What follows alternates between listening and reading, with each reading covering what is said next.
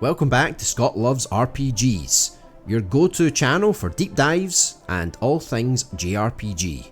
Today we're looking at the brand new released Dragon Quest 1 and 2 HD-2D Remake, which just dropped today on October 30th, 2025. And yes, that's the first two games of the legendary Erdrick trilogy, remade in the stunning HD-2D style.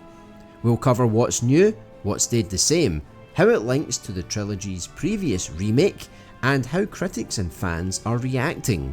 The original Dragon Quest 1 back in 1986 and Dragon Quest 2 in 1987 laid the groundwork for fantasy JRPGs.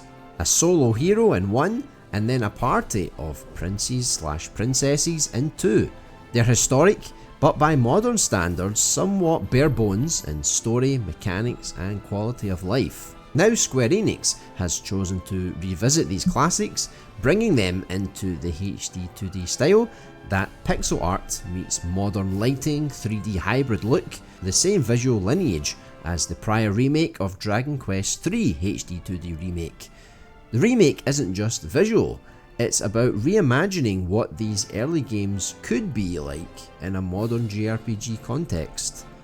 Also, chronologically, Dragon Quest 3's story is set before 1 and 2, so the team released 3 first in 2024 and now moves forward to 1 and 2 to complete the Erdrick trilogy narrative arc. Okay, now for the good bits. What does this remake bring to the table beyond prettier pixels? Quite a lot actually. The HD-2D art style, the pixel art charm of the original, plus the depth, the lighting, the shaders, the 3D backgrounds, all extremely immersive but respectful. More cinematic touches. One preview notes that in Dragon Quest 1 you'll get more lively cutscenes, for example the demo's opening conversation with townfolk, and everything feels more alive than the original. Scrolls. A brand new system in both games. Collect scrolls, treasure chests, hidden spots that teach permanent new spells or skills. For example, in Dragon Quest 1, the hero alone can learn upgraded sword/spell techniques via scrolls. Sigils. The 5 sigils, Sun, Star, Moon, Water and Soul, originally only in Dragon Quest 2, now appear in both, and are more integrated into the story and battle effects. For example, the Sun sigil gives critical hits, and the Moon makes spells unpredictable. Better battle pacing and multiple enemies. The original Dragon Quest 1 was often 1v1 and basic.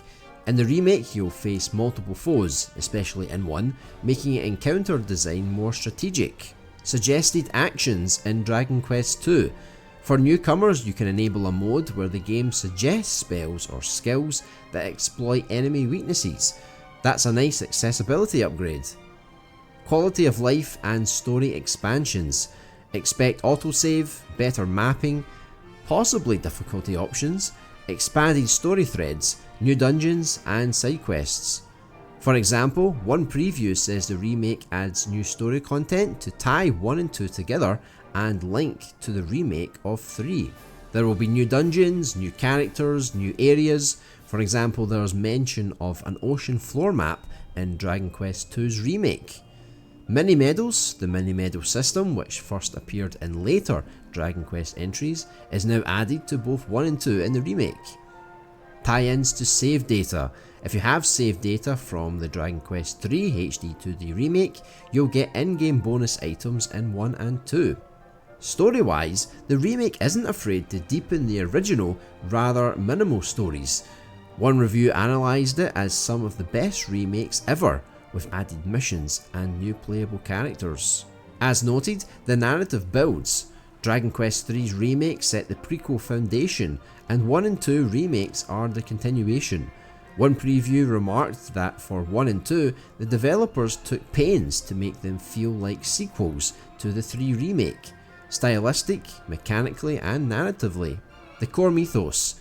1 and 2 revolve around the heroic lineage of Erdrick, the hero of 3.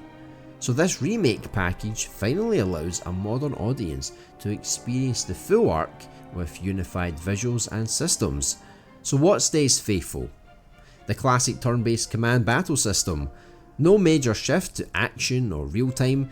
The producer says the traditional style remains and that turn-based JRPGs feel fresh again. The core world structure, towns, dungeons, bosses of the original. You still play the hero in Dragon Quest I and a party of princes and princesses in Dragon Quest II, exploring, leveling, rescuing, defeating monsters. The remake seems to honour that. Some things to keep an eye on and some possible drawbacks. The story depth. The originals were very minimal in narrative.